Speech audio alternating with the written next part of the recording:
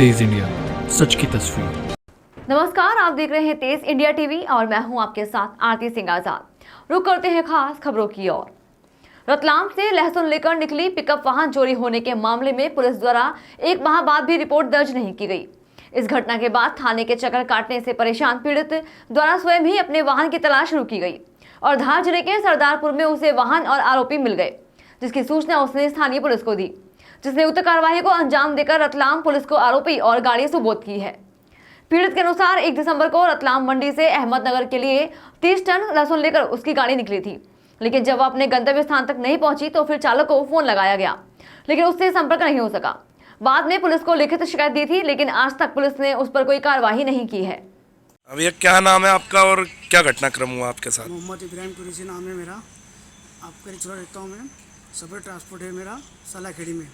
मैंने अहमदनगर गाड़ी भरी थी। मैंने रतलाम से अहमदनगर गाड़ी भरी लहसुन 3 टन मंडी में से। तो गाड़ी मैंने 1 तारीख को निकाली, 3 तारीख तक मुझे गाड़ी मिली नहीं सर।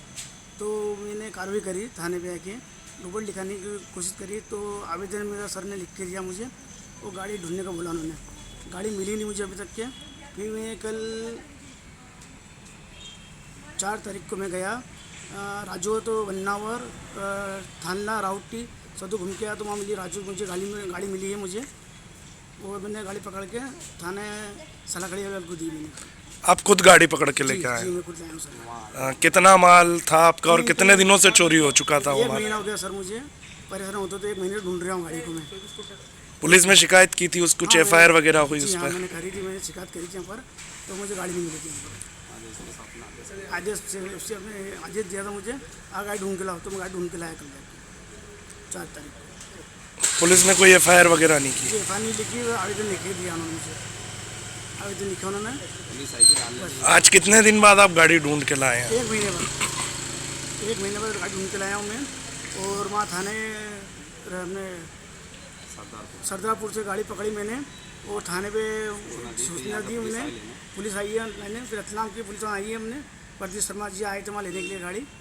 हम दोनों को 11-12 बजे वहाँ से निकले। अभी गाड़ी और आरोपी कहाँ है? गाड़ी और भी चौकी पे सालाखेड़ी में। FIR हो गई आपकी? नहीं, अभी FIR नहीं हुई सर। साहब ने भी बोला कार्रवाई, सर ने बोला ये कार्रवाई कर दें। तेज इंडिया, सच की तस्वीर। कलेक्टर कार्यालय में मंगलवार को आयोजित जनसुनवाई के दौरान जिले के ढोडा क्षेत्र के ग्रामीण अपनी विभिन्न मांगों को लेकर कलेक्टर से मिलने पहुंचे। यहां पर इनके द्वारा कलेक्टर को अपनी मांगों के संबंध में ज्ञापन दिया गया और जल्द ही निराकरण कराए जाने की मांग की। कलेक्टर नरेंद्र कुमार सूर्यवंशी द्वारा भी ग्रामीणों की बात सुनी गई और उचित कार्रवाई की बात कही गई। ग्रामीणों का आरोप था कि ड्रोन सर्वे के माध्यम से सर्वे कार्य में काफी गड़बड़ी हुई है, जिसका खामियाजा ग्रामीणों को भुगतना पड़ रहा है। आरोप लगाते हुए कहा कि प्रशासन के कुछ नुमाइंदे और भूमाफियाओं ने गठजोड़ भी किया है। ऐसे में निजी जमीन को शासकीय और शासकीय को निजी में बताया गया है।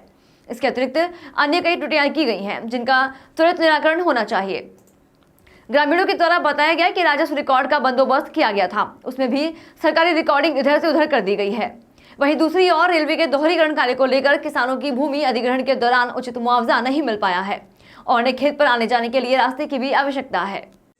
जनसुनवाई में आए थे किसी मामले को लेकर, क्या है मामला पूरा है? मैं जगदीश माली ढोडर से हूँ, ग्राम पंचायत का सरपंच हूँ। हमारे यहाँ गांव में जो बंदोबस्त त्रुटि हुई है, 2000 के आसपास जो बंदोबस्त हुआ था उसमें काफ़ी त्रुटि हुई है। शासकीय भूमि निजी और निजी भूमि शासकीय बता दी गई है। उससे गाँव वाले सारे परेशान हैं। दलाल लोग और अधिकारी लोग लेन देन का मामला सक्रिय है, तो सब पूरा गाँव परेशान है। एक ये समस्या थी। दूसरी समस्या ये थी कि जो रेलवे का दोहरीकरण हो रहा है, बड़ी लाइन चल रही है, वहाँ पे काम चल रहा है, उसमें किसानों की ज़मीन जा रही है और रास्ते बंद हो गए हैं किसानों के खेत पे जाने के। तो उस मामले को लेकर भी हमने कलेक्टर साहब को आवेदन दिया है आज कि हमारे रास्ता चालू कराया जाए और जो किसानों की ज़मीन जा रही है उनको उचित मुआवजा दिया जाए, ताकि किसानों परेशान ना हो। और कुछ गाँव की छोटी मोटी समस्या है, बहुत सारी है, उन सभी समस्याओं को लेकर आज कलेक्टर साहब से मिले, उन्होंने अच्छे से बात करी और सारी समस्याओं का निराकरण करने का आश्वासन दिया है। वो एक जो गांव में ड्रोन सर्वे हुआ था 1.5 साल पहले, उसमें भी काफ़ी त्रुटियां हुई है अधिकारियों की तरफ से। उन्होंने क्या पता किस तरीके से उसका सर्वे करा है, तो शासकीय भूमि निजी बता दी गई है और निजी शासकीय बता दी गई है। जो शासकीय भूमि निजी बताई गई है वो किसके नाम पर हुई है? वो अभी वर्तमान में गुप्ता जी करके हैं गाँव में, जहाँ पे पहले ग्राम पंचायत का ठहरा प्रस्ताव भी है कि यहाँ पे शौचालय बनना था, पर वो अभी उनके नाम पे निजी बता रही है। तो कुछ ऐसी समस्याओं को लेकर हम कलेक्टर साहब के पास पहुँचे थे समस्त ग्रामवासी। क्या नाम है आपका? जगदीश माली, किस पद पे आप? मैं ग्राम सरपंच।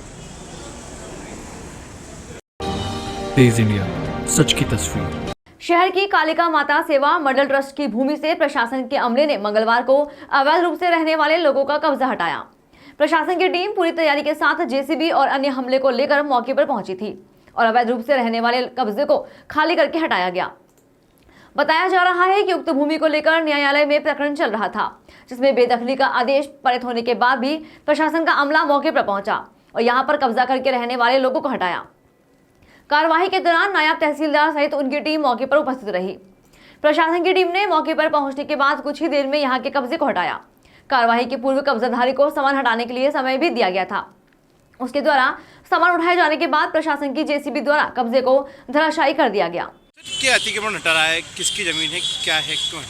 ये शासकीय कालका माता मंदिर की ज़मीन है और इसमें तहसील न्यायालय में प्रकरण चल रहा था जिसमें बेदखली आदेश हुआ है, जिसके परिपालन में हम ये अतिक्रमण हटाने के लिए आए हैं।